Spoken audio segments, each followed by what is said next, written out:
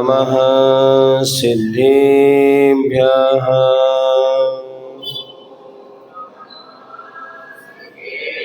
ॐ नमः सिद्धेभ्यः। ॐ नमः सिद्धेभ्यः। इडमो अरिहन्ताणम्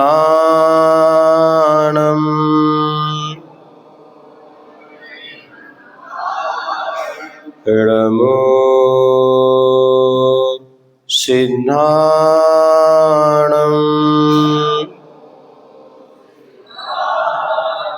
इडमो आयर्याणम्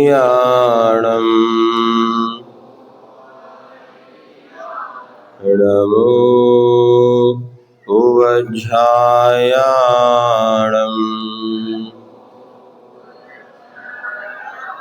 इडमो लोये सवसाहुणम्।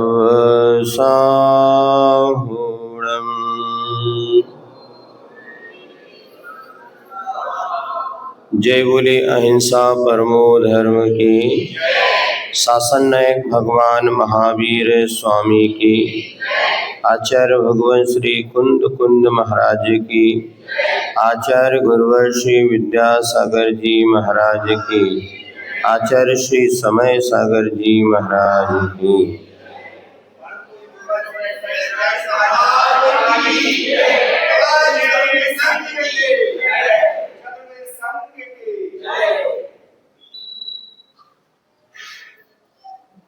आज गुरुवार है। कौन सा वार है आज?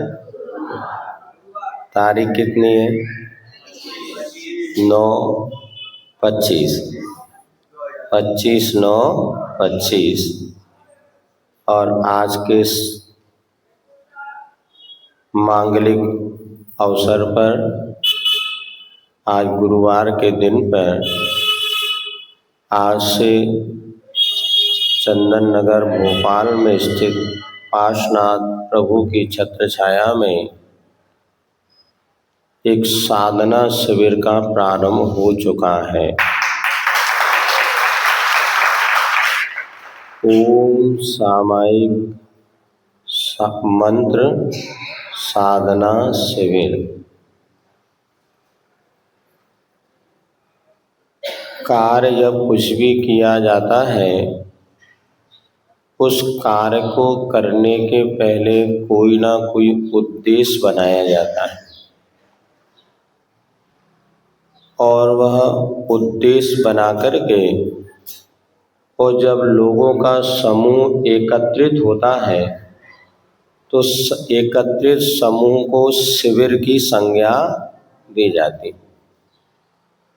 तो यहाँ पर इन दिनों एक शिविर का जो आयोजन हुआ है, जो आप लोग एकत्रित हुए हैं, यूं ही एकत्रित नहीं हुए, किंतु एक उद्देश्य बना करके हम एकत्रित हुए हैं कि हम कुछ सीखना चाहते हैं।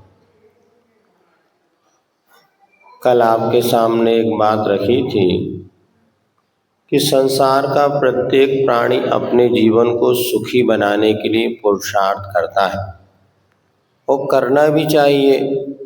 मनुष्य एक ऐसा है जो कि अपने जीवन में समीचीन पुरुषार्थ कर सकता है।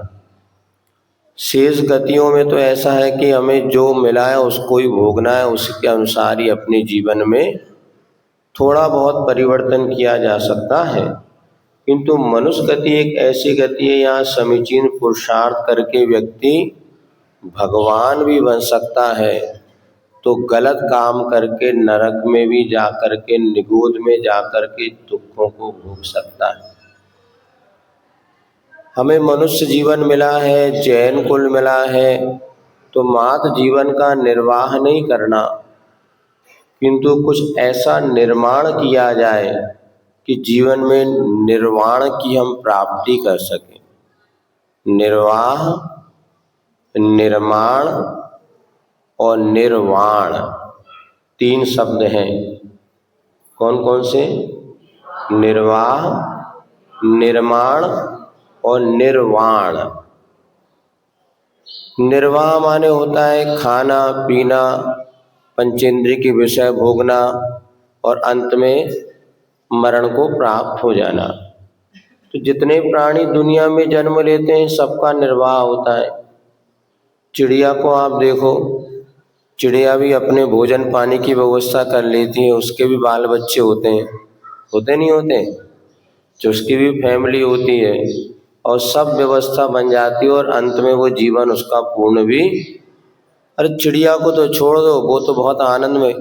PIG को देख लो, पिग पिग, सूकर सूकर सुकरी, और सुकरी होती है उसके भी परिवार होता है।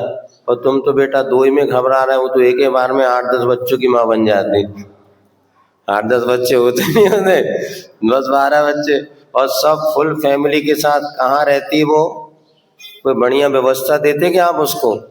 कीचड़ में कहीं किनारे पर पड़े पड़े वो 8-10 बच्चों का पालन पोषण कर लेती है, और सब उसके बच्चे बॉडी बिल्डर होते, कोई सूखा रूखा नहीं मिलेगा। आप देखना उनके फैमिली होती है फर्स्ट क्लास, कोई उनको इंजेक्शन लगाता नहीं कभी, कोई कोरोना की वैक्सीन नहीं लगानी पड़ती और कुछ नहीं लगाते, और बढ़िया कीचड़ में रहते हुए और अपनी जिंदगी गसर बसर करते हैं। बाल बच्चे भी होते हैं, सब होते हैं, और खाते पीते और वो अपने जीवन का निर्वाह तो कर ही लेते हैं। इसलिए हमने अगर जन्म लिया, पढ़ लिख के बड़े हो गए, विवाह कर लिया, संतान को जन्म दे दिया, दुकान में पैसा कमा लिया, तो ये कोई बड़ा गजब का काम किया क्या?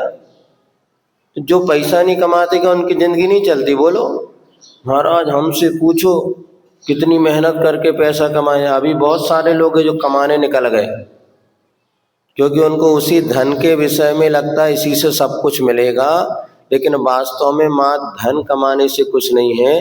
जीवन का निर्वाह तो कोई भी कर लेता है, पशु पक्षी भी कर लेते हैं, लेकिन जीवन में कुछ निर्माण करो। अर्थात यदि हमें मिला है जीवन, तो कुछ ऐसा जीवन बनाओ जिससे कि हमारे जीवन में कुछ नया हमें अनुभव हो, कुछ जीवन का विकास हो। चारों गतियों में कल अपन ने चर्चा की थी, सब जगह भटकते आ गए, और मनुष्य पर्याय मिलने कर भी यूं ही हम चले गए, तो मनुष्य जीवन में कुछ हमने नया निर्माण नहीं किया। निर्माण करने का अर्थ इतने अपने रत्नत्रय सम्यक दर्शन ज्ञान चारित्र को पक्का बनाओ। यदि जन्म लिया है तो इतना सम्यक दर्शन पहले हमारा श्रद्धान मजबूत होना चाहिए। कितना मजबूत होना चाहिए? जैसे कि समंत्रभद्र महाराज का सम्यक दर्शन था। पुण्य योग से हमें बीतरागी देवसाद गुरु की शरण मिली। अब शरण मिली, उसके बाद भी हम क्या, हमें अपने प्रभु पर कितना विश्वास है। गंगा गए तो गंगादास, और जमुना गए तो महाराज हम तो गृहस्थ हैं। नहीं, गृहस्थ होते हुए आप जैन श्रावक हैं। समंत्रभद्र महाराज से जब कहा कि नमस्कार करो इस पत्थर को, समंत्रभद्र महाराज कहते हैं, उस समय महाराज नहीं थे, वो अस्वस्थता के कारण उनको पिछी कमंडल छोड़ के सामान्य श्रावक बन गए थे, लेकिन श्रद्धा उनकी मजबूत थी। उन्होंने कहा भाई ये आपका पिंड जो है ना, मेरा नमस्कार सहन नहीं कर पाएगा, क्योंकि मैं सम्यक दृष्टि हूँ। सम्यक दृष्टि का नमस्कार वीतरागी ही सहन कर सकता है।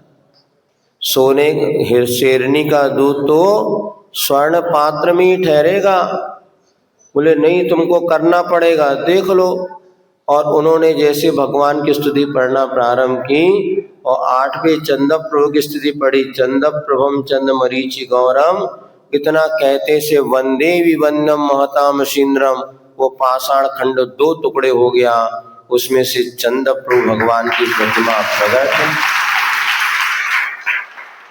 कुछ ऐसा निर्माण करो, अपने सम्यक दर्शन इतना मजबूत बनाओ कि नहीं त्राता नहीं त्राता नहीं त्राता जगत रहे, वीतरागात परो देवो न भूतो न। बस यदि हमारी इतनी पक्की श्रद्धा बन गई ना, त्राता माने क्या होता है? रक्षक। हमारा कोई रक्षक नहीं है, नहीं है, नहीं है, ना था, ना है और ना रहेगा। किसको? वीतरागात परो देवो। वीतराग भगवान को छोड़ के कोई हमारा रक्षक ना था, ना है, ना रहेगा। बोलो, है इतना विश्वास? बहुत अच्छा। जिसको विश्वास है बहुत अच्छा। कहीं डुलमुल हो तो पक्का विश्वास करना। ये जीवन का निर्माण यहीं से प्रारंभ होगा। अब जब इतना विश्वास पैदा हो गया, अब एक विश्वास और करना कि जो दिख रहा है ना वो मैं नहीं हूं। जो देख रहा है ना वो मैं हूं। क्या कहा? जो दिख रहा है वो मैं नहीं हूं, जो देख रहा है वो मैं हूं। देखने वाला कौन है? आत्मा। चेतन आत्मा देखने वाला है। शरीर देखने वाला है क्या? आंखें देख रही हैं कि आंखों के भीतर कोई और बैठा वो देख रहा? बोलो। आंखें तो मरने वाले की भी होती हैं, इसलिए मरने के बाद उसकी आंखें निकाल के दूसरों को लगा दो तो काम में आ जाती हैं। तो बताओ, आंखें देखती हैं कि कोई और देखता है? जो देखता है वो तो मैं हूं, और आंखें दिखती हैं सो मैं। शरीर दिखता है, शरीर मैं हूं क्या? जो शरीर के भीतर देख रहा है वो मैं हूं, ये विश्वास होना चाहिए। ये माइक और करंट अलग अलग है कि एक ही है? दिखता क्या है? करंट नहीं दिखती। करंट अभी है कि नहीं? कैसे पता आप? हाँ, दिख भले नहीं रही लेकिन आवाज तो आ रही ना। इसी प्रकार आप जीव हैं कि अजीब? आप में आत्मा है कि नहीं है? कैसे पता आपको? आत्मा तो दिखती नहीं, लेकिन जो बोल रहे हैं, श्वास ले रहे हैं, एक्टिविटीज हो रही है, ये सब आत्मा की वजह से। और आत्मा शरीर से निकल जाए, फलाने चंद जी मर गए। कौन मर गया? तुमको मरना है कि नहीं मरना? मरना सबको एक दिन। अजर अमर होके कोई आया क्या भैया इसमें? कोई नहीं आया, सबको मरना है। तो मरने के बाद क्या हो गया? शरीर अलग और आत्मा अलग। आत्मा जो मूल तत्व था वो निकल गया, अब शरीर पड़ा है। वही दो आंखें हैं, वही दो कान है, वही हाथ है, पैर है, सब कुछ है। लेकिन अभी तक तो सब लोग कह रहे थे कि हमारे दादाजी हैं, इनको बचा लो, जितना चाहे पैसा ले लो। किंतु जब मर गए, अब भैया मिट्टी हो गई, घर से ले जाओ। अरे 2-4 दिन तो घर में रख लो, इतने दिन रखे, अब नहीं रख सकते क्या? महाराज 2-4 घंटे भी नहीं रख सकते। अब ये शरीर बदबू मारने लग जाएगा। बदबू आती नहीं आती? मरने के बाद अब उस शरीर का विकृत रूप हो जाएगा। सब कुछ है लेकिन शरीर से कौन निकल गया भैया? बोल नहीं रहे। कौन? जो मैं था वो चला गया। अब जो पड़ी क्या है? मिट्टी पड़ी है। कहते ना, मिट्टी उठा लो। तो शरीर तो मैं हूं नहीं, फिर मैं कौन हूं? मैं आत्मा हूं। तो जिस शरीर को लेकर के हम सब कुछ जिंदगी कर रहे हैं, सब कुछ इसके लिए अपन जीवन व्यतीत कर रहे हैं, इसीलिए हमारा जीवन का निर्वाह तो हो जाता है, किंतु निर्माण। अब क्या विश्वास करना? मैं शरीर नहीं हूं। क्या बोलो? अब इस मंत्र की आपको साधना करना है। निर्वाह से अपन निर्माण की ओर जा रहे हैं। मैं शरीर नहीं हूं, शरीर में जो भी हो जाए मैं शरीर नहीं हूं। महाराज ये कैसे होगा? चलो आपके साथ नहीं होगा, लेकिन आपने कल हमने बताया था जो सुखी है उसको ढूंढना। तो क्या किसी ने ऐसा किया कि शरीर के उपसर्ग आने के बाद भी शरीर को अपना नहीं माना? जैसे मान ली गज कुमार मुनि थे, सुकुमाल मुनि थे। इनका नाम तो आपने सुना, कथानक तो पढ़ी। गज कुमार मुनि के सिर पर सिगड़ी रख दी, जलती हुई, और उसके बाद भी वो सिर पूरा जलता रहा। किंतु उन्होंने इस ध्यान का अभ्यास किया और निर्माण किए कि मैं शरीर नहीं हूँ, ये शरीर नष्ट भी हो जाए तो इससे मैं नष्ट नहीं होता। इधर लोहे के आभूषण पहना दिए 5 पांडवों के शरीर पर जलते हुए, तो भी ये भेद विज्ञान उन्होंने किया। इधर आचार्य शांति सागर महाराज जी के जीवन में उन्होंने सैकड़ों ऐसे उपसर्ग सहन किए। एक बार बताते, एक चींटा उनको काटने लगा, मकोड़ा, खून निकलने लगा, किंतु उसके बाद भी वो अपने आत्म ध्यान से विचलित। चींटियों का उपसर्ग हुआ, पूरे शरीर पर चींटियां रेंग रही हैं, किंतु आत्म ध्यान में लीने मैं शरीर, बोलो महाराज बहुत कठिन है। हम कौन महाराज हैं? हम महाराज माता जी नहीं, किंतु बनना तो है, आज नहीं तो कल। ये क्या कला थी उनके पास, मात्र ये शास्त्रों की लिखी हुई कथाएं, ये काल्पनिक नहीं है कि किसी ने कल्पना से लिख दिया हो। अब आचार्य महाराज को तो आपने सबने दर्शन किए, आचार्य विद्यासागर महाराज जी किसने दर्शन किया? हाथ उठाओ। सबने किया, किसी ने नहीं किया हो ऐसा कोई है? चलो हम सबका पुण्य है कि पंचम काल में भी हमें ऐसे गुरु के दर्शन मिले।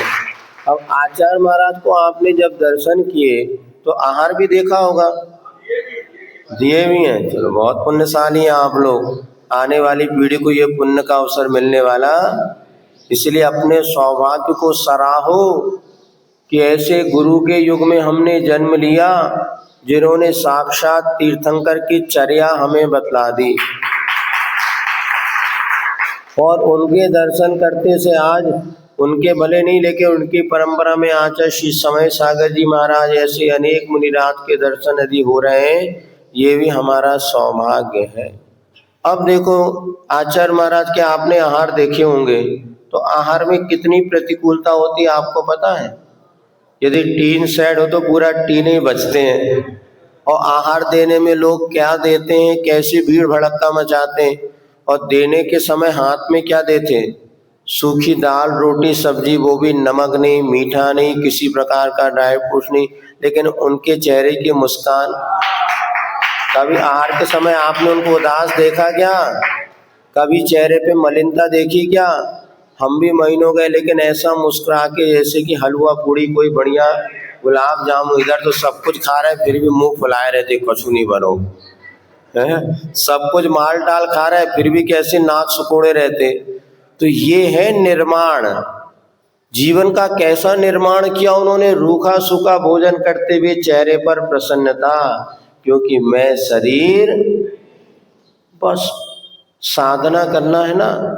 ठीक, ये भी साधना करो, जब कभी बैठो आंख बंद कर। सुबह तो आज प्रातः काल की बेला में ओम सामायिक में ओमकार का कैसे नाद करना, कैसी ध्वनि करना, कैसी जपमाल, इसकी संक्षेप व्याख्या अपन ने समझी थी।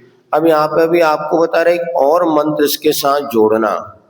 जब कभी बैठो, मैं शरीर नहीं हूँ, मैं शरीर नहीं, इसका आप अनुभव करके देखना।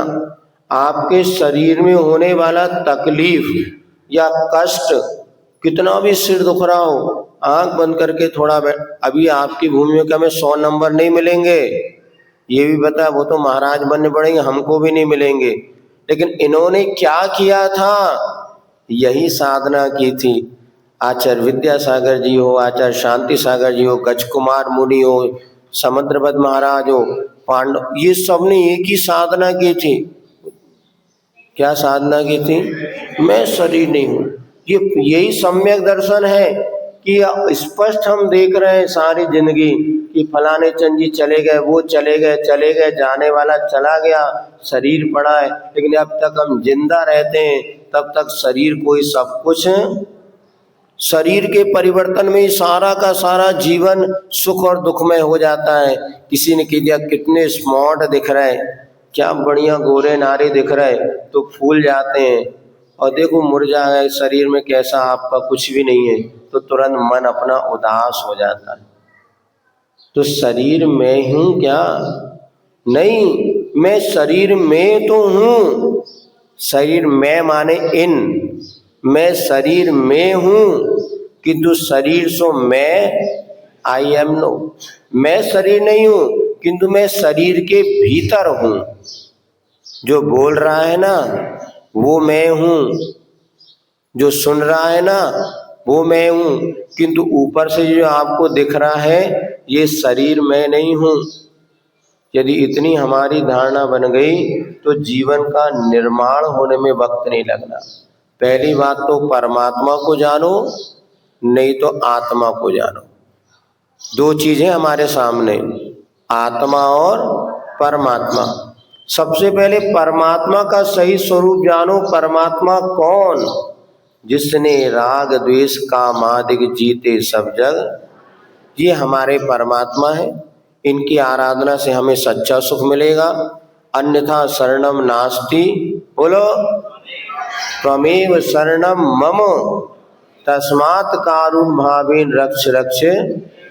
एक ही पंक्ति, अन्यथा शरणम नास्ति, अन्यथा शरणम नास्ति त्वमेव शरणम। और मेरे लिए कोई शरण नहीं है आपके सिवा। कितने भी संकट आ जाए जीवन में, भगवान आप ही मेरी शरण है। नहीं तो हमारे साथ चलो, बस थोड़ा सा चढ़ावा चढ़ा देना वो तुम्हारा काम हो जाएगा। दुकान नहीं चल रही ना, चलो हम तुम्हारी दुकान का सब उतर ठीक हो जाएगा। तुम्हारे ऊपर कोई भूत प्रेत लग गया, चलो झड़वा देते हैं। चलो तुम्हारे लिए हो गया, हम ये करवा देते हैं। अब तुम भी सोचते हैं यार बात तो सही है, अपने भगवान तो भीतर आ गई, कुछ देत ना लेत, तो जो दे रहे ले वहाँ चलो। नहीं, यहाँ वो दरबार है, यहाँ जो मिलता है ना छपा करके नहीं मिलता, छुपा करके मिलता। और जिन्होंने भगवान की भक्ति की, आराधना की, उनको पता है जो कुछ उनको मिला है सब इसी दरबार से, जिन्हें भगवान की भक्ति से मिला है। क्योंकि हमारे भगवान ऐसा बिल्कुल देते नहीं, ऐसा नहीं। भगवान भले नहीं देते हैं लेकिन हम उनसे सब कुछ लेने की क्षमता भक्त रखता है। और जैसे भगवान के चरणों में जाता है और अपनी प्रार्थना करता है, आप लोग पूजन करते हैं, पाठ करते हैं, स्तुति करते हैं, तो भगवान आपसे प्रसन्न भले नहीं होते, क्योंकि हमारे प्रभु तो बीत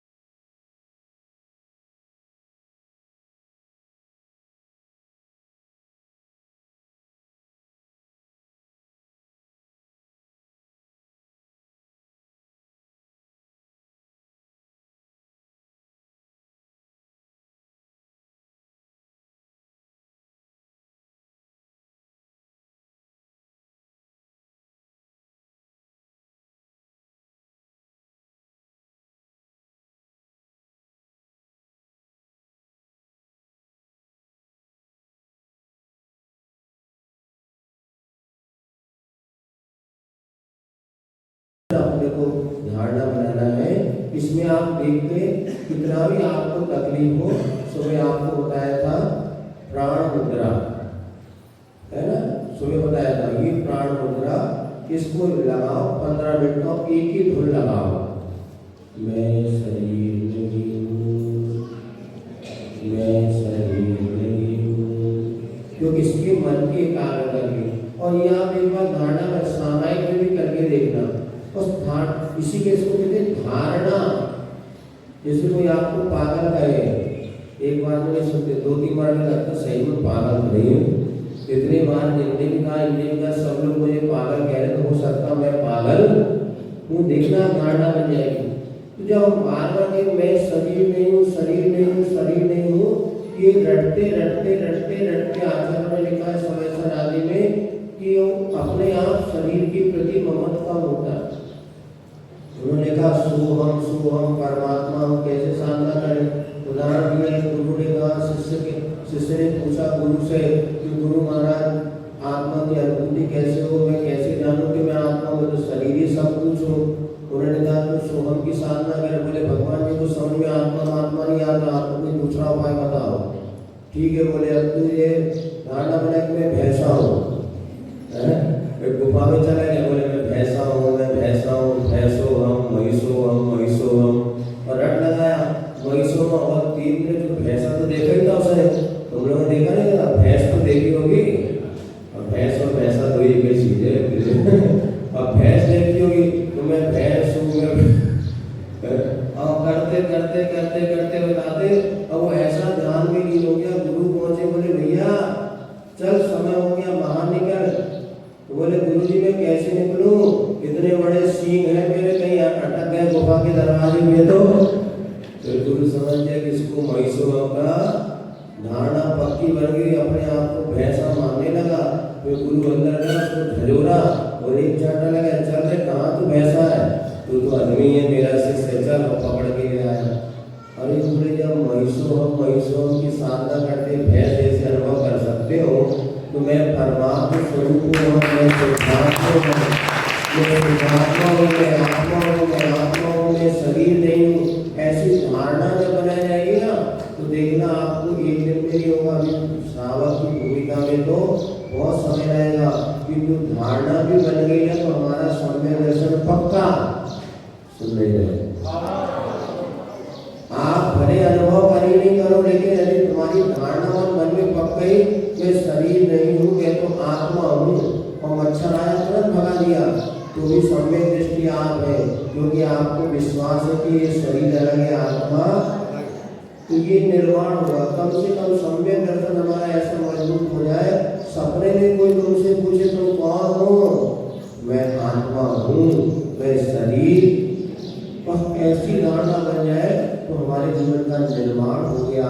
अब जब निर्माण हो जाएगा तो निर्वाण माने क्या होता है, संसार के दुखों से मुक्ति।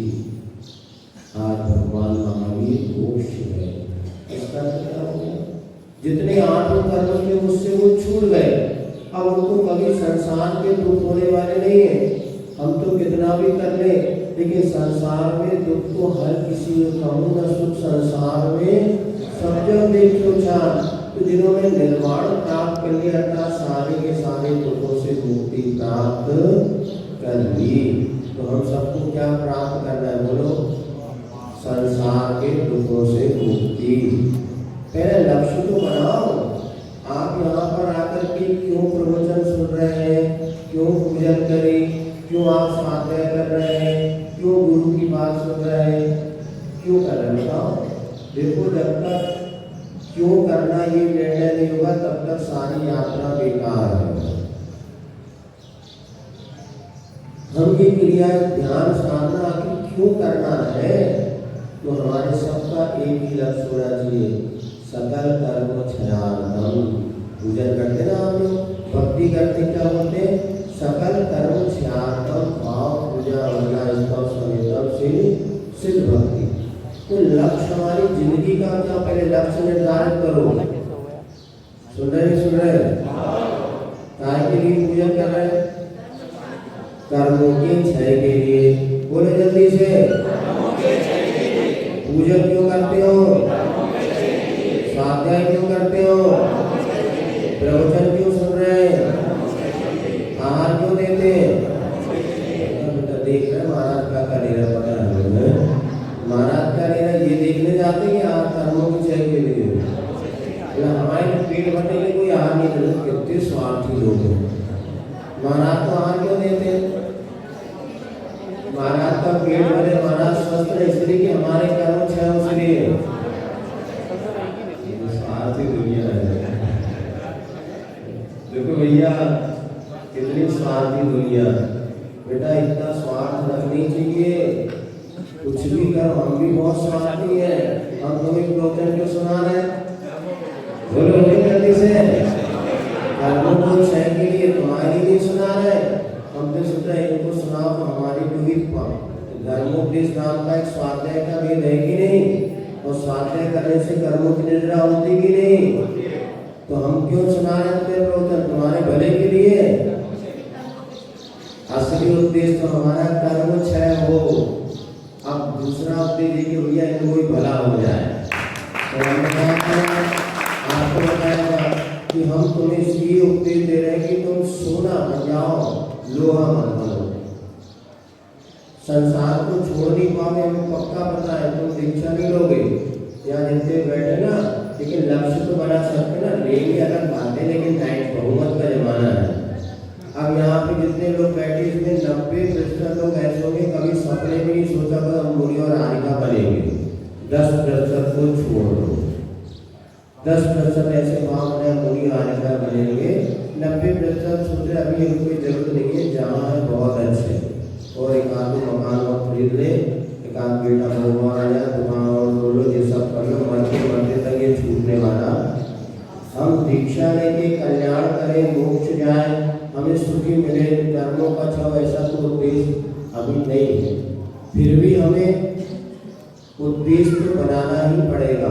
तो परमार्थ से हमारा उद्देश्य क्या होना चाहिए? कर्मों का क्षय। जो भी क्रिया हम करते हैं, क्यों कर रहे हैं? तो परमार्थ में हमारा कर्मों के क्षय, क्योंकि जब तक हम कर्म से बंधे हुए हैं तब तक जीवन सुखी बनने वाला नहीं। और जब हमारे पूरे कर्म नष्ट हो जाएंगे तो हमारा जीवन सुखी बनेगा। और तो हम जो भी धार्मिक अनुष्ठान करते हैं, जप करते हैं, माला क्यों फेरते हैं? कर्मों के क्षय के लिए। स्वाध्याय क्यों करते हैं? कर्मों के। अपन बोलते भी सकल कर्म क्षयार्धम, जो सकल कर्म का क्षय होने का नाम ही मोक्ष है। आप चाहते ना हमारे दुख दूर हो जाए, तो सारे दुख दूर हो जाएंगे तो क्या मिलेगा? मोक्ष। मोक्ष कोई स्थान का नाम नहीं है, मोक्ष तो यहीं पर है, और आज भी मोक्ष है। भले पूरे कर्मों से ना छूटे, लेकिन जितने जितने हम दुखों से कम होता चला है तो उतना हम मोक्ष की ओर है। जब इंदौर पहुंचोगे तभी इंदौर मिलेगा, ये तो पक्का है। लेकिन अगर इंदौर की गाड़ी में आप बैठ गए ना, कहाँ जा रहे हैं बोलो, तो इंदौर के टिकटें खरीद लिए ना, तो आप क्या माने जाएंगे? इंदौर शिखर जी जा रहे हैं। तो कहाँ जा रहे हैं? तुम तो यहीं बैठे। नहीं, हमारा रिजर्वेशन हो गया। अब बोलो आनंद आया कि नहीं आया? बोले ही गए। शिखर जी गए नहीं, मां शिखर जी का रिजर्वेशन पक्का हो गया, सम्यक दर्शन हो गया, विश्वास हो गया कि हमें मोक्ष जाना है। अभी मोक्ष गए क्या? लेकिन विश्वास हो गया, रिजर्वेशन सम्यक दर्शन माने क्या हो गया? रिजर्वेशन पक्का। जो सम्यक दृष्टि है वो निश्चित आज नहीं, कल नहीं, परसों नियम से मोक्ष जाएगा। किसी का 1 महीने बाद का रिजर्वेशन है, किसी का 5 दिन का बाद, किसी का 1 साल बाद का, लेकिन पक्का तो है ना। अभी तो आनंद मना लो, भले मिला नहीं मिला परिस्थिति अलग बात है। तो सम्यक दर्शन होते मोक्ष का टिकट पक्का। अब हो क्या सम्यक दृष्टि? दो ही बात आपको बता दी थी, परमात्मा पर विश्वास रखो और आत्मा पर। आप सम्यक दृष्टि पक्के, मोक्ष का टिकट पक्का। अब आपको निश्चित एक ना एक दिन सारे के सारे दुखों से मुक्ति मिल जाएगी। महाराज आपको आज की बताओ, आज कैसे दुखों से मुक्त हो? आज कैसे सुखी रहे वो भी बताएंगे भैया, लेकिन पहले परमार्थ से पक्का लक्ष्य को एक बना लो। अब जब देखो, जब आप कर्म के क्षय के लिए काम करोगे ना, तो पुण्य तो अपने आप मिलेगा और आपके दुख अपने आप दूर होंगे। जैसे किसान होता है ना, बीज बोता है, हमें गेहूं की फसल मिले तो घास फूस मिलता कि नहीं मिलता, भूसा वगैरह स्वयं मिलता है, लेकिन पुरुषार्थ किसके लिए करता, भूसे के लिए कि गेहूं के लिए? तो हमें पुरुषार्थ किसके लिए करना, कर्म क्षय के लिए। फिर आपका पुण्य भी संचय होगा। कैसा पुण्य संचय होगा और भी आपको बताएंगे। आचार्य ने कहा काम दूरी काम राही, इसलिए आपको पढ़ा था ना पहले ओंकार। ओंकार क्या है? ओंकारम बिंदु संयुक्तम, बोलो, नित्यं ध्यायन्ति योगिना कामदं मोक्षदं चैव ओंकाराय नमो नमः। तो ओंकार कैसा है? मोक्षदम, मोक्ष को देने वाला है। मोक्ष चाहिए क्या किसी को? अभी चाहिए क्या? बड़ा बड़ी को क्या करते रे? अरे सुनो, मोक्ष चाहिए हूँ भले कह दो, लेकिन बेटा हम कहे चलो आज ही शाम को मोक्ष दिला रहे, कौन कहेगा?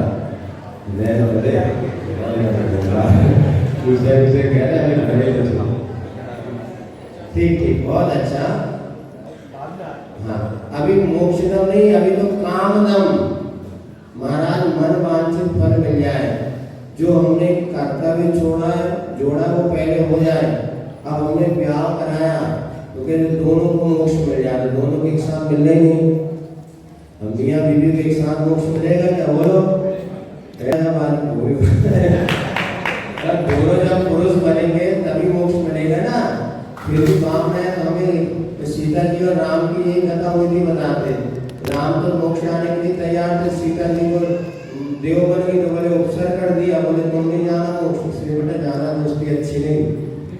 सीता जी का जीव मर करके चला गया और राम ध्यान में बैठ के मोक्ष आने लगे, तो सीता जी को बड़ा कष्ट हुआ। वो देव आके बताते सीता जी ने उपसर किया रामचंद्र जी के, फिर तुम मोक्ष नहीं जाना, तुम चले गए तो हमारा क्या, तुम भी अभी स्वर्ग चलो, अपन दोनों लौट के आएंगे, मुनि बनेंगे, फिर मोक्ष जाएंगे। लेकिन ऐसा हुआ नहीं, सीता की चली नहीं, वहां को मोक्ष चले गए और सीता तो अभी ऐसा क्या था, मतलब मोक्ष जाने में कोई बंद नहीं, जो जितनी पहले चले जा सके चले जाओ। लेकिन दूसरी बात है काम दम, सुन रहे? काम दम मन वांछित फल देने वाला है, जिससे आपको विष्णु ने कहा यत्र भावा शिवम दत्ते जो किया दूर वर्तनी, यानी जिस भाव से मोक्ष मिलता है, स्वर्ग कितनी दूर है। यो नयत्यासु कप्युतिम क्रोशान्य किम न, जो 1 कोस 1.5 कोस अपना बोझा लेके जा सकता है, उसको क्या 8 किलोमीटर चलने में थकान होगी क्या?